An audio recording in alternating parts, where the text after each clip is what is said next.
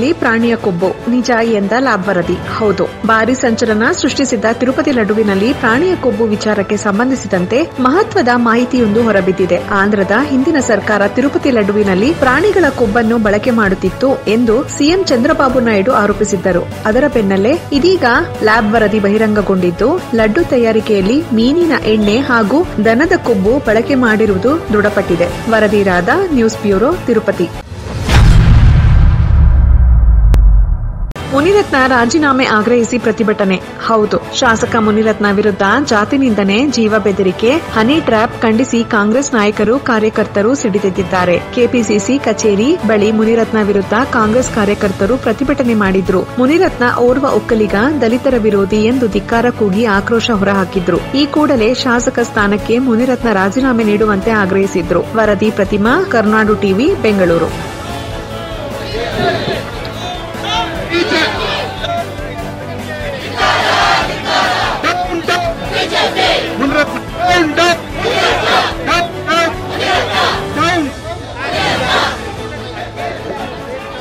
ಮತ್ತು ಒಕ್ಕಲಿಗರ ಬಗ್ಗೆ ಅವಹೇಳನಕಾರಿಯಾಗಿ ಮಾತಾಡಿ ಸಮಾಜದಲ್ಲಿ ಇವತ್ತೇನ್ ಬಿಜೆಪಿದು ಒಂದು ಅವ್ರದೇ ಆದಂತಹ ಒಂದು ಅಜೆಂಡಾ ಇದೆ.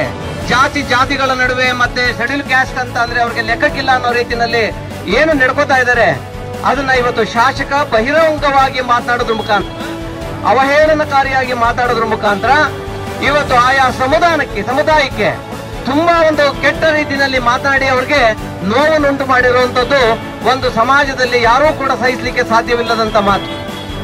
ಅಷ್ಟಲ್ದೇನೆ ನಿನ್ನೆ ಎಲ್ಲ ನಾವು ಮೀಡಿಯಾದಲ್ಲೆಲ್ಲ ನಾವು ನೋಡಿದೀವಿ, ಏಡ್ಸ್ ಪೇಷಂಟ್ ಇಂದ ಇಂಜೆಕ್ಷನ್ ಬ್ಲಡ್ ಅನ್ನ ತಗೊಂಡು ಅದನ್ನ ರಾಜಕಾರಣಿಗಳಿಗೆ ಇಂಜೆಕ್ಟ್ ಮಾಡುವಂತ ಒಂದು ಪರಿಸ್ಥಿತಿಗೆ ಆ ನಿರ್ಮಾಣ ಮಾಡಿರುವಂತ ಒಂದು ವ್ಯವಸ್ಥೆ, ಆ ಮನುಷ್ಯ ಎಷ್ಟು ರಾಕ್ಷಸತನ ಮೆರೆದಿದ್ದಾನೆ ಅಂತ ಅಂದ್ರೆ ನಿಜವಾಗ್ಲೂ ಇಂಥ ಕ್ರೈಮು ಇತಿಹಾಸದಲ್ಲಿ ಎಲ್ಲೂ ಕೂಡ ನಡೆದಿರುವಂತ ಉದಾಹರಣೆಗಳಿಲ್ಲ.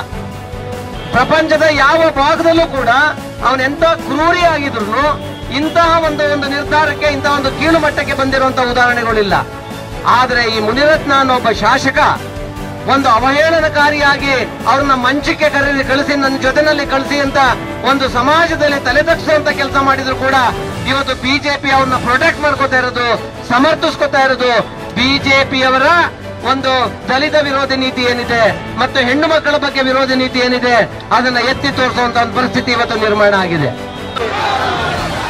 ದಲಿತ ವಿರೋಧಿ ಮುನಿರತ್ನಗೆ, ಒಕ್ಕಲಿಗ ವಿರೋಧಿ ಮುನಿರತ್ನಗೆ, ಮುನಿರತ್ನಗೆ, ಬಿಜೆಪಿ ಎಂಎಲ್ಎ ಮುನಿರತ್ನಗೆ, ಕಾಮುಕ ಮುನಿರತ್ನಗೆ.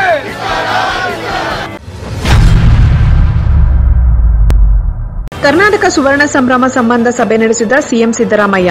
ಹೌದು, ಕನ್ನಡ ರಾಜ್ಯೋತ್ಸವ ಪ್ರಶಸ್ತಿ ಪ್ರದಾನ ಹಾಗೂ ಕರ್ನಾಟಕ ಸುವರ್ಣ ಸಂಭ್ರಮ 50 ಸಮಾರಂಭ ಕುರಿತು ಮುಖ್ಯಮಂತ್ರಿ ಸಿದ್ದರಾಮಯ್ಯ ಅವರ ಅಧ್ಯಕ್ಷತೆಯಲ್ಲಿ ಪೂರ್ವಭಾವಿ ಸಭೆ ನಡೆಯಿತು. ಸಭೆಯಲ್ಲಿ ಗೃಹ ಸಚಿವ ಡಾ ಜಿ ಪರಮೇಶ್ವರ್, ಕನ್ನಡ ಮತ್ತು ಸಂಸ್ಕೃತಿ ಇಲಾಖೆ ಸಚಿವ ಶಿವರಾಜ್ ತಂಗಡಿ, ಗೃಹ ಇಲಾಖೆ ಅಪರ ಮುಖ್ಯ ಕಾರ್ಯದರ್ಶಿ ಎಸ್ಆರ್ ಉಮಾಶಂಕರ್, ಕನ್ನಡ ಮತ್ತು ಸಂಸ್ಕೃತಿ ಇಲಾಖೆ ಕಾರ್ಯದರ್ಶಿ ಅಜಯ್ ನಾಗಭೂಷಣ್, ಎಲ್ಲಾ ಅಕಾಡೆಮಿಗಳ ಅಧ್ಯಕ್ಷರು ಮತ್ತಿತರರು ಉಪಸ್ಥಿತರಿದ್ದರು. ವರದಿ ರಿಹಾನ್, ಕರುನಾಡು ಟಿವಿ, ಬೆಂಗಳೂರು. ಏಡ್ಸ್ ಟ್ರ್ಯಾಪ್ ಪ್ರಕರಣಕ್ಕೆ ಶೋಭಾ ನ್ಯೂ ರಿಯಾಕ್ಷನ್. ಹೌದು, ಬಿಜೆಪಿ ಶಾಸಕ ಮುನಿರತ್ನ ಏಡ್ಸ್ ಸಂತ್ರಸ್ತರನ್ನ ಬಳಸಿಕೊಂಡು ಹನಿ ಟ್ರ್ಯಾಪ್ ಮಾಡಿ ಏಡ್ಸ್ ಟ್ರ್ಯಾಪ್ ವಿಚಾರವಾಗಿ ಸ್ಟ್ರಿಂಗ್ ಆಪರೇಷನ್ನಲ್ಲಿ ಬಟ್ಟ ಬಯಲಾಗಿದೆ. ಇನ್ನು ಸ್ಟ್ರಿಂಗ್ ಆಪರೇಷನ್ಗೆ ಪ್ರತಿಕ್ರಿಯೆ ನೀಡಲು ಕೇಂದ್ರ ಸಚಿವೆ ಶೋಭಾ ಕರಂದ್ಲಾಜೆ ಯಾವುದೇ ರಿಯಾಕ್ಷನ್ ನೀಡದೆ ತೆರಳಿದ್ದಾರೆ. ಮಾಧ್ಯಮಗಳು ಕೇಳಿದ ಪ್ರಶ್ನೆಗೆ ಮೌನವಾಗಿ ಶೋಭಾ ಕರಂದ್ಲಾಜೆ ತೆರಳಿದ್ದಾರೆ. ವರದಿ ಕಾರ್ತಿಕ್, ಕರುನಾಡು ಟಿವಿ, ಬೆಂಗಳೂರು. ಕರ್ನಾಟಕ ರಾಜ್ಯದಲ್ಲಿ ಒಂದು ರೀತಿಯ ಅಘೋಷಿತ ಎಮರ್ಜೆನ್ಸಿ ನಡೀತಾ ಇದೆ. ಭಾರತೀಯ ಜನತಾ ಪಾರ್ಟಿಯ ಸಂಸದರು ಮತ್ತು ಶಾಸಕರ ಮೇಲೆ ನಿರಂತರವಾಗಿ ಎಫ್ಐಆರ್ಗಳು ದಾಖಲಾಗ್ತಾ ಇದ್ದಾವೆ. ರಾಜ್ಯದ ಇತಿಹಾಸದಲ್ಲಿ ಮೊದಲ ಬಾರಿಗೆ ವಿರೋಧ ಪಕ್ಷದ ನಾಯಕನ ಮೇಲೆ ಎಫ್ಐಆರ್ ದಾಖಲಾಗುತ್ತೆ. ಕೇಂದ್ರದ ಸಚಿವರ ಮೇಲೆ ಎಫ್ಐಆರ್ ದಾಖಲಾಯಿತು. ನಮ್ಮ ಬೆಂಗಳೂರು ಸಂಸದ ತೇಜಸ್ವಿ ಸೂರ್ಯ ಮೇಲೆ ಎಫ್ಐಆರ್ ದಾಖಲಾಗಿದೆ.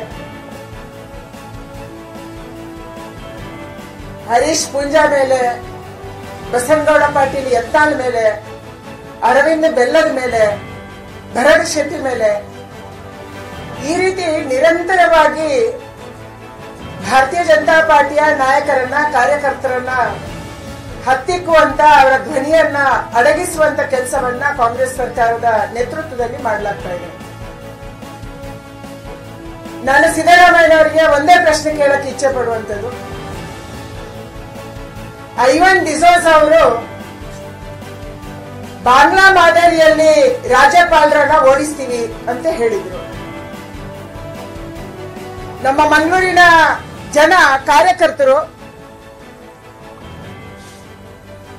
ದಿನಾ ಪೊಲೀಸ್ ಸ್ಟೇಷನ್ಗೆ ಹೋಗ್ತಾ ಇದ್ದಾರೆ, ಕಂಪ್ಲೇಂಟ್ ಕೊಡ್ತಾ ಇದ್ದಾರೆ. ಆದ್ರೆ ಕಂಪ್ಲೇಂಟ್ ಅನ್ನ ಇವತ್ತಿನ ತನಕ ತಗೊಂಡಿಲ್ಲ. ಅವರ ಮೇಲೆ ಎಫ್ಐಆರ್ ದಾಖಲಾಗಲ್ಲ. ಎಂಎಸ್ ರಾಮಯ್ಯ ಆಸ್ಪತ್ರೆಯಲ್ಲಿ ಆಕಸ್ಮಿಕ ಬೆಂಕಿ. ಹೌದು, ಬೆಂಗಳೂರಿನ ಎಂಎಸ್ ರಾಮಯ್ಯ ಆಸ್ಪತ್ರೆಯಲ್ಲಿ ಆಕಸ್ಮಿಕ ಬೆಂಕಿ ಅವಘಡ ಉಂಟಾಗಿದೆ. ಕಾರ್ಡಿಯಾಕ್ ಎಸಿ ರೂಮಿನಲ್ಲಿ ಬೆಂಕಿ ಕಾಣಿಸಿಕೊಂಡಿದ್ದು, ರೋಗಿಗಳು ದಿಕ್ಕಾಪಾಲಾಗಿ ಓಡಿ ಹೋಗಿದ್ದಾರೆ. ನರ್ಸ್ಗಳ ಸಮಯ ಪ್ರಜ್ಞೆಯಿಂದ 10 ರೋಗಿಗಳು ಅಪಾಯದಿಂದ ಪಾರಾಗಿದ್ದಾರೆ. ಆಸ್ಪತ್ರೆಯ ಸಿಬ್ಬಂದಿಗಳಿಗೆ ಚಿಕ್ಕ ಪುಟ್ಟ ಗಾಯಗಳಾಗಿವೆ ಎಂಬ ಮಾಹಿತಿ ಇದೆ. ಸ್ಥಳಕ್ಕೆ ಅಗ್ನಿಶಾಮಕ ಸಿಬ್ಬಂದಿ ಆಗಮಿಸಿದ್ದು ಬೆಂಕಿ ನಂದಿಸುವ ಕಾರ್ಯಾಚರಣೆ ನಡೆಸಿದ್ದಾರೆ. ವರದಿ ಕಾರ್ತಿಕ್, ಕರುನಾಡು ಟಿವಿ, ಬೆಂಗಳೂರು.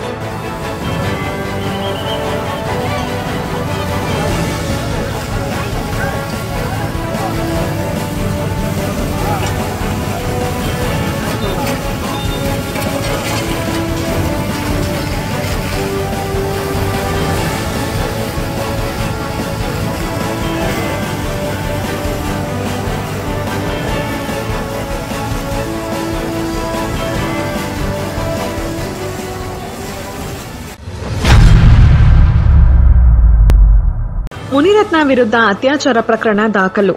ಹೌದು, ಈಗಾಗಲೇ ಬಂಧನದಲ್ಲಿರೋ ಬಿಜೆಪಿ ಶಾಸಕ ಮುನಿರತ್ನ ವಿರುದ್ಧ ಅತ್ಯಾಚಾರ ಕೇಸ್ ದಾಖಲಾಗಿದೆ. ರಾಮನಗರ ಜಿಲ್ಲೆಯ ಕಗ್ಲಿಪುರ ಠಾಣೆಯಲ್ಲಿ ಮುನಿರತ್ನ ಸೇರಿ ಒಟ್ಟು 7 ಆರೋಪಿಗಳ ವಿರುದ್ಧ ಬಿಜೆಪಿ ಕಾರ್ಯಕರ್ತೆ ಅತ್ಯಾಚಾರ ಕೇಸು ದಾಖಲು ಮಾಡಿದ್ದಾರೆ. 2 ವರ್ಷಗಳ ಹಿಂದೆ ನಡೆದಿರುವ ಲೈಂಗಿಕ ದೌರ್ಜನ್ಯ ಮತ್ತು ಹನಿ ಟ್ರಾಪ್ಗೆ ಬಳಸಿಕೊಂಡಿರುವ ಕುರಿತು ದೂರಿನಲ್ಲಿ ತಿಳಿಸಿದ್ದಾರೆ.